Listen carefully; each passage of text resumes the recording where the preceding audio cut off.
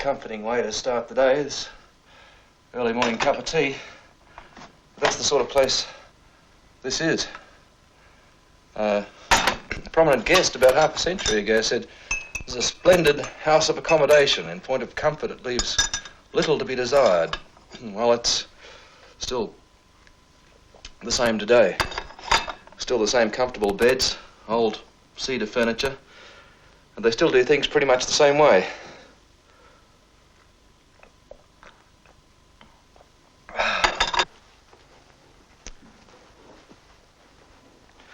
It's like an ocean liner here, fully self-contained with its own power and water, but a liner of the 20s or 30s, when a lot of the staff were regulars, a lot of the guests were regulars too, and they'd dress for dinner each night. Good morning, sir. Good morning. They still do that here, but it's a long way from the ocean. In fact, it's 4,500 feet above the ocean.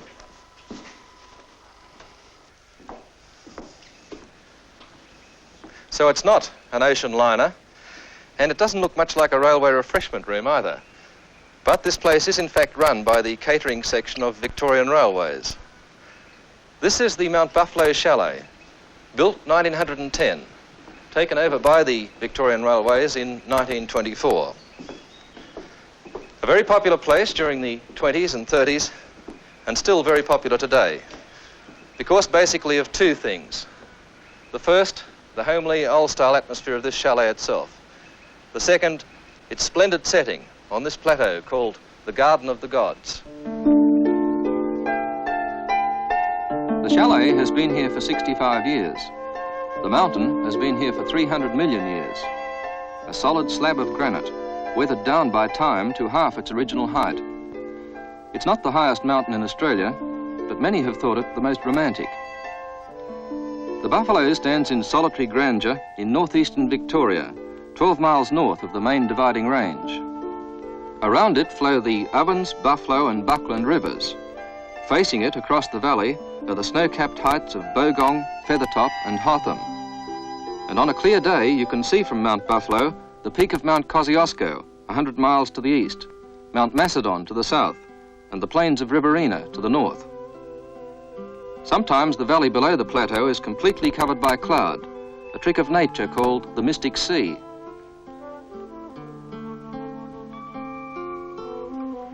The scenery of the Buffalo is without doubt the grandest, the wildest, and the most novel of any to be found in Australia.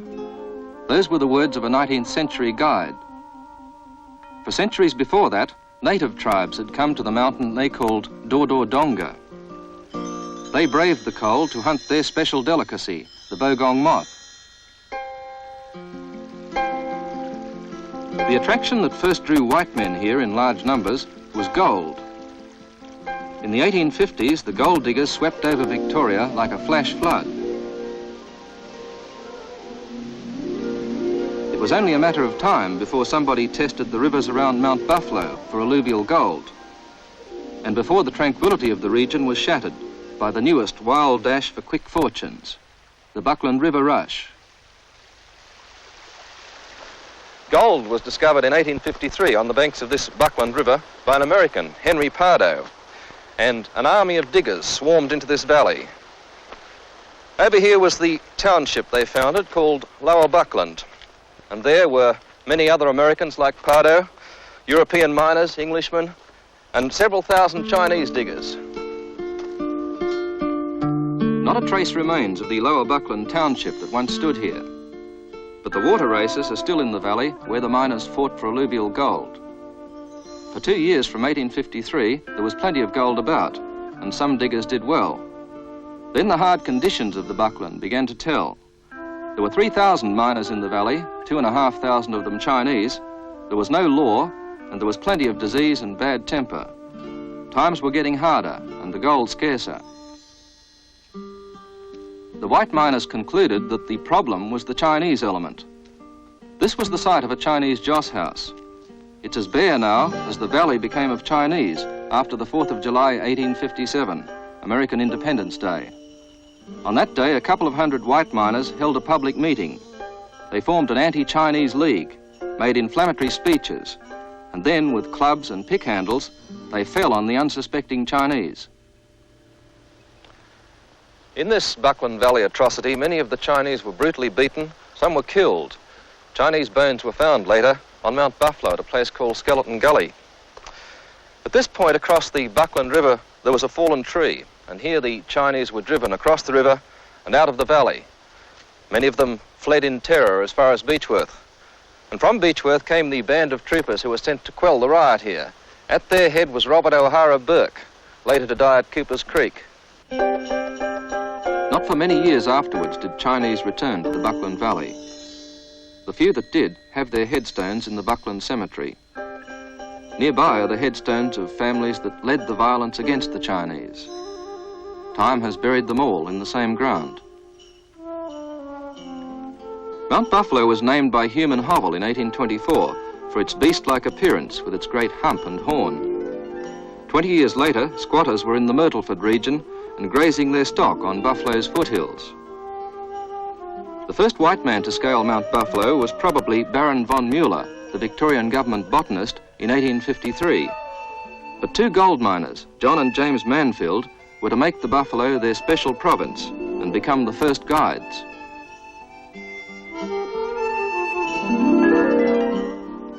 Time has weathered the rest of the mountaintop away to leave these rocks exposed. Scattered about like a giant's toys, they led to the name, the Garden of the Gods. The first tourists started coming up from Melbourne for a taste of mountaineering in the 1880s, and the Manfields built Buffalo House at the foot of the mountain to accommodate their guests. It was called then the Temperance Hotel, although it didn't always live up to that title. Granny Manfield was once summoned for brewing hop beer that was way over strength, but the case collapsed when it was found that somebody had drunk the evidence. This house was the place where the mountaineers gathered their strength for the big climb, and where they returned afterwards to yarn and sing and boast of their exploits on the mountain. You don't have to close your eyes to imagine Buffalo House in 1890. The Manfields have kept it the same, from Queen Victoria's picture to a piano where a wild-haired young man called Percy Granger once sat and played his own composition about the mountain streams of the Buffalo.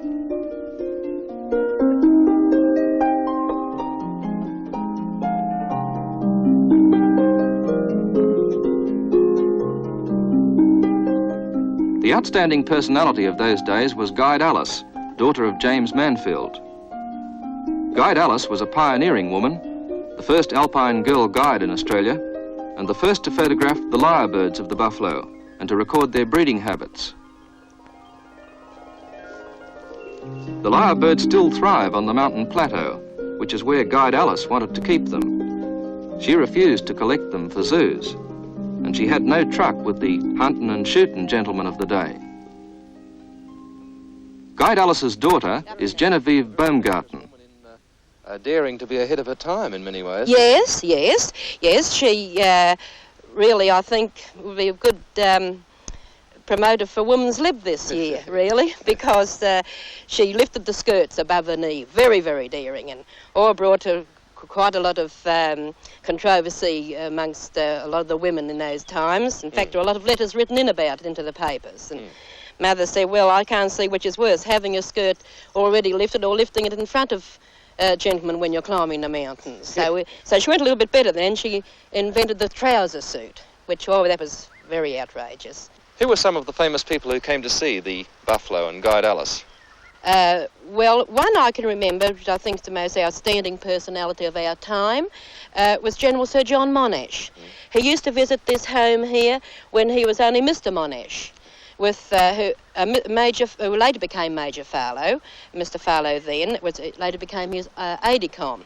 And he used to go into the gorge there and take a compass and really try and lose himself, so as to try out his skill at, I suppose you'd say, navigation, which I believe was used to an advantage in later years with the landing of Gallipoli.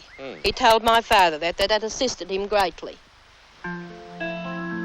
If General Monash had told his troops that he learnt to find his way around from a girl named Alice, they'd have probably reckoned that he was talking about Alice in Wonderland and that he'd found his way round the bend.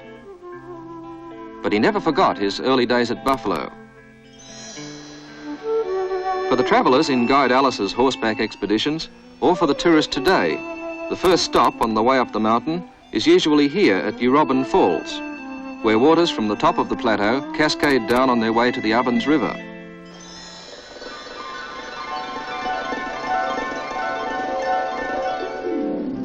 This spot is called the Ladies' Bath. Nobody's seen any ladies bathing there yet, but there's always hope. It was a popular spot back in the 1920s. In those days, the Buffalo was Victoria's premier mountain resort all the year round. Nerves jangled by the madness of Melbourne and the noise of that new thing, the motor car, were soothed by trail rides through glorious scenery. Or bushwalking in a mild 80 degrees, while Melbourne boiled in 100 degrees. Or climbing the great monolith and pointing out the marvellous view, or the many marvellous views. Buffalo had the biggest rock resting on a single pillar in the southern hemisphere. Did you know that? If you didn't, somebody was sure to tell you. So much to do, and plenty of time to do it in. Snow in wintertime, for thoroughly modern Millies and Miltons to pelt each other with. Was there anything to beat the excitement of a snowball fight? Yes, there was. Sleigh rides, and beefing out the words of that popular ditty, the Buffalo Bellow. Buffalo, buffalo, hear the old familiar cry. Buffalo, buffalo, take a trip before you die. With your old toboggans and your pair of skis, and you don't care a damn if you bark your knees, singing Buffalo, buffalo.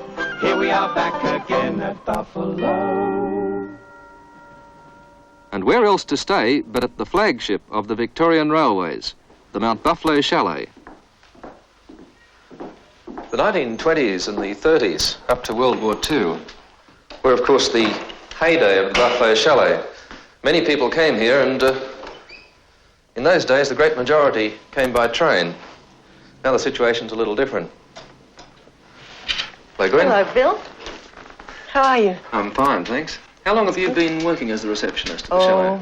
This month it'll be 9 years, Bill. Of the people who come here now, Gwen, how many would travel by rail? Well, not as many, Bill, as they did, say, about 5 years ago. A small proportion come by train and bus, but most of them come in their own private cars now. Yet the place is run by Victorian Railways, and in some ways operates like a railway establishment. You have tickets for things. And Yes. What have you got tickets for? Oh, we have tickets for the iron, if you want to hire an iron. An iron, yeah. Uh-huh. Or croquet. Iron and croquet. Hmm. It looks as if you're travelling to a station called Croquet, doesn't it? It does. Conditions on the back of these tickets, Gwen, says that the service is provided entirely at the risk of the holder, in case you might injure yourself with your iron or your croquet, huh? Yes, looks that way. And how many services do you provide tickets for there? Well, we've got 41 types of ticket here, so that's quite a lot. What else can I get a ticket for? Well, you can get a ticket for a belt sack. A belt sack? Although I've never issued one of these. I think it must be like a rucksack, which is attached to a belt, you know, for people going out hiking, wanting to take a cut lunch or something, you know, just to carry easily. I see. That's a ticket that you've never sold yet. I've never sold one of those yet in 9 years, no. All right. Well, I think I might buy a ticket for the billiard table. Could I do that, Gwen? Yes, and how long would you like that, for an hour? Yes, sure. What's it cost for an hour? Well, it's 20 cents deposit, you leave a deposit, and 10 cents each half hour, so that would be 40 cents. All right. Right? And do you, it really is railway style, you tear the corner off? You right tear on the corner off Yeah. and put the time on here that you should bring it back an hour from now. Uh-huh. Give you the snooker or billiard balls. Right. And now I travel to the billiard station. You do, and it's just down that passage. Fine. Thanks, Gwen. Thank you. Good. Bill. All right.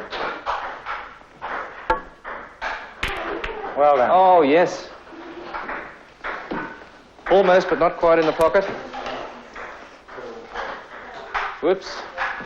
on the red. You've been coming here long to the chalet, Ron? 25 years, Bill. 25 years. You're one of the old habitués, eh? Oh, that's the older ones than I am. Well done. How about that? I'm rolling. What is it that brings you back? Well, it's both the winter, snow, and the summer horses. When do you usually come? Oh, mainly summer for the horses. Horses? You're a rider, eh? Yes, I'm one of the Mt Buffalo Riders Association members. But I think the major attraction of the place is its remoteness and its lack of other people around. Right. And you walk off into the bush and you could be miles from anywhere. Night falls with a certain formality at the chalet. Bells and buzzers keep the passengers, the guests, on their toes. You may be miles from anywhere, but not from rules and regulations. Bilingual guests are asked to help the atmosphere of cordiality by speaking English. Silver service, white linen, uniformed waitresses. It's comforting to dine here after a hard day's holiday.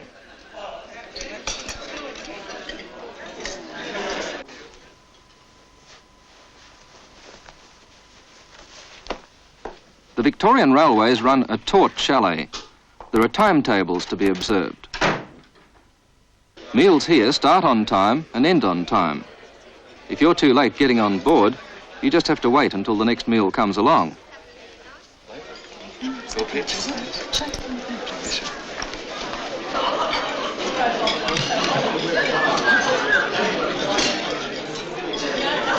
The menus are strictly traditional, and if you're expecting any newfangled ideas like wine with meals, you can forget it.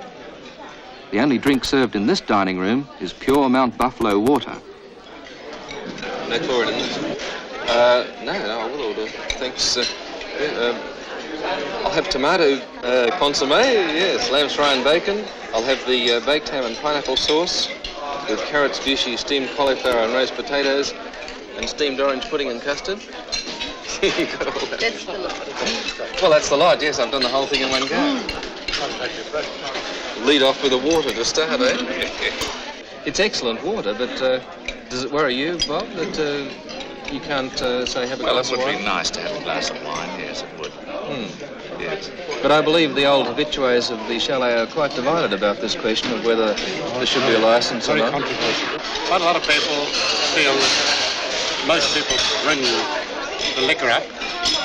They don't drink it themselves. They feel it's a matter of hospitality.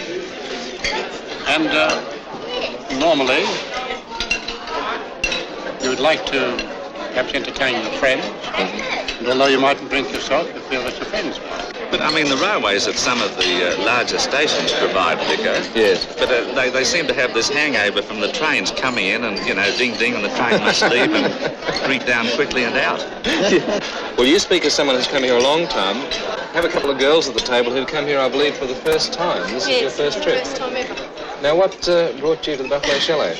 We're sitting on a train, and on the carriage it had come to Mt Buffalo for holiday, so we decided to take a week off work. Here we are. Good. Would you like to see more sort of drinking and dancing and swinging things happening?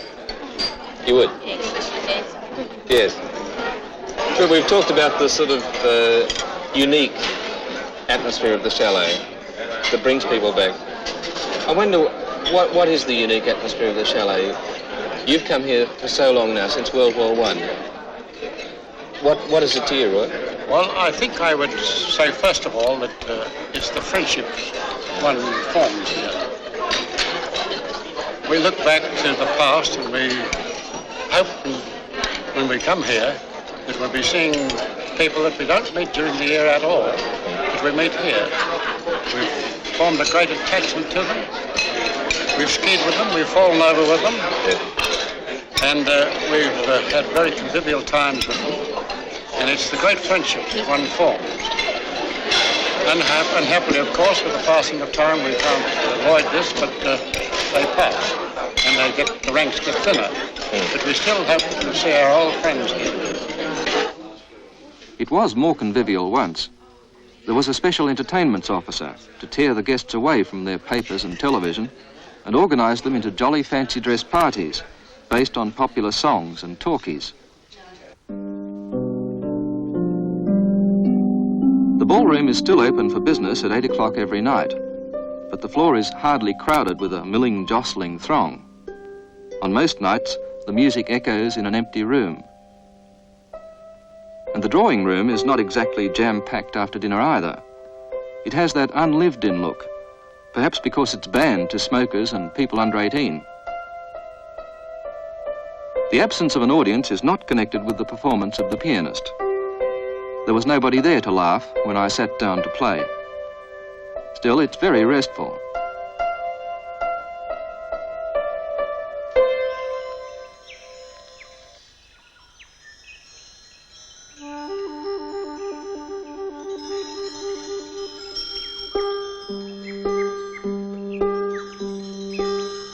Another day, another magnificent sunrise dawns over that wild, weird monster of a mountain they call the Buffalo. And inside the chalet, the wheels are starting to roll again. Long before the 170 guests are up for breakfast, the 70 staff members are at their stations. Polishing, cleaning, vacuuming, getting up a full head of steam for the new day. Everything must be trim and spotless and clean as a whistle. For the guests, breakfast and then whatever they please. Perhaps some skiing today. But that will mean a bus trip to Mount Hotham. There's not enough snow on the Buffalo. That's a drawback of this mountain. It's a little too low and isolated to get regular and reliable snow. It used to get more, the old-timers say, but the seasons have gone bad. That's the sort of thing old-timers say, I know. Still, it used to happen in the 1930s that this man-made lake, Lake Katani, would ice over to a depth of 6 inches, something that doesn't seem to happen anymore. In those days, ice skating was the popular rage, more so than skiing, and Lake Katani was the mecca of the enthusiasts. Barney Andreessen was born in Norway, came to Australia as a young man, and worked at the chalet in the 30s and 40s. What sort of people were they who came to the chalet in those days? Well, you wouldn't believe it.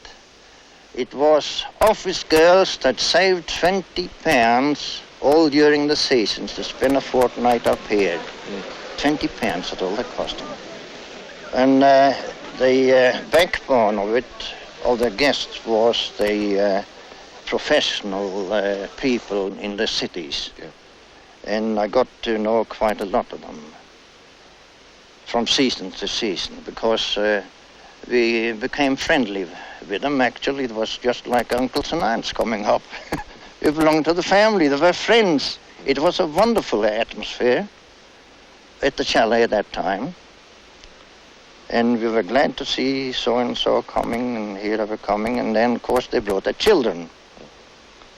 And they continued after the older ones had gone.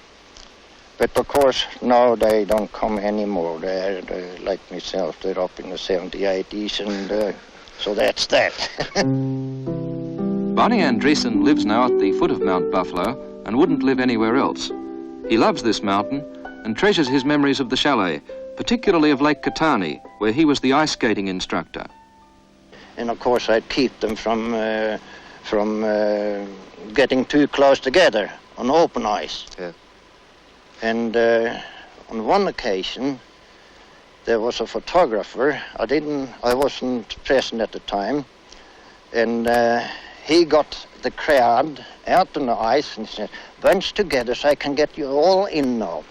And then he goes back and underneath his hood and take it. But as he does so, too many people on somewhat thin ice, it cracked and they scattered like flies. But nobody got right through into the water. Some might have got wet, but they scattered all over. They started to sink. Yes.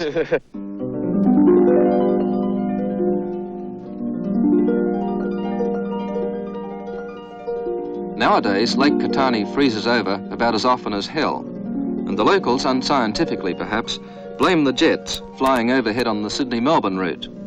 With the snow, it's the same story. For But the Buffalo has other pleasures that the harum-scarum skier might pause to appreciate.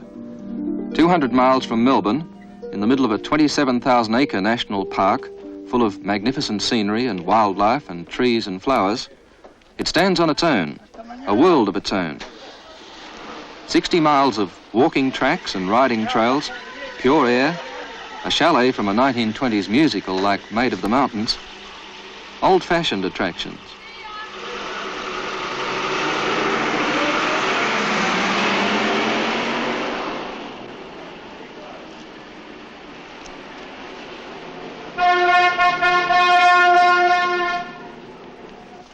The chalet is still as solid and sedate as it was in the pre-plastic age. The Buffalo Ranges are still as picturesque and surprising as when they first caught the eyes of human hovel.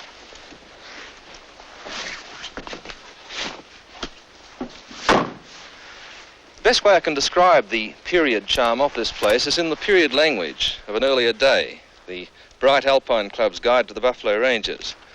The complete isolation from the world of business, the exhilaration caused by the rarefied atmosphere, and the wildness and magnificence of the surroundings bring the tourist into close sympathy with nature in her grandest aspect, render the trip both profitable and invigorating. Well, who could say more? My father came to this place before he was married, chugging up the Buffalo Mountain in a rugby car. I hope my children will come back here when they grow up, and I hope they'll find that very little has changed. Buffalo, Buffalo, hear the old familiar cry. Buffalo, Buffalo, take a trip before you die. With your old toboggans and your pair of skis, and you don't care a damn if you bark your knees, singing Buffalo, Buffalo. Here we are back again at Buffalo.